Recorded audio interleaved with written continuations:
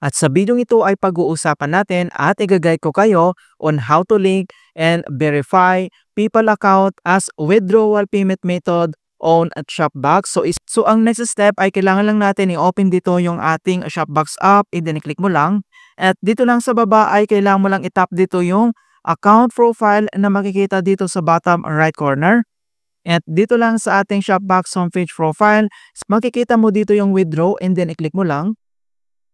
At dito lang sa ating withdrawal and then add withdrawal destinations, and then i-click mo lang dito yung add withdrawal destinations. And then next, so dito na tayo sa withdrawal and bank transfer, and then i-select mo lang dito yung e-wallet transfer. At dito lang sa ating e-wallet transfer, i-click mo lang dito yung add an e-wallet. And then dito na sa add an e-wallet account, and then i-click mo lang dito yung payment method. So since PayPal yung gusto natin i-link yung ating account dito, so kailangan mo lang i-check dito yung circular icon.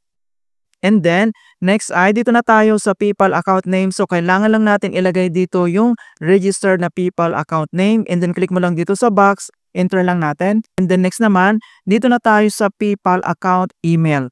Okay, so dito sa box, i-click mo lang. And then enter lang natin yung ating PayPal account email address.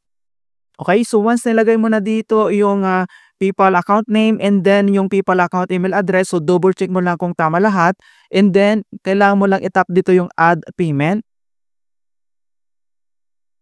Ayan, so makita mo na dito yung PayPal account nandito na but not verified. So makita mo dito not verified. To verify this account, click the verification link sent to your email. So kailangan natin i-check sa ating email para sa verifications niya, okay? Okay, so dito sa ating email, so makikita mo na dito na please verify your withdrawal details. So verify cashback withdrawal details, mag-scroll down ka lang, and then makikita mo na dito yung verify details. So kailangan mo lang yan i-click.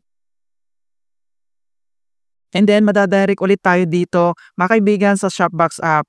Ayan, so makita mo na dito na your payment method is verified.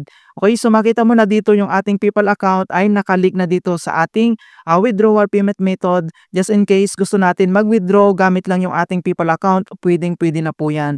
Yan, so ganun lang po kasimple mga kaibigan kung paano natin i-link at i-verify yung mga payment withdrawal method dito mga kaibigan. So either GCash man yan or PMaya or PayPal. So napakasimple lang mga kaibigan.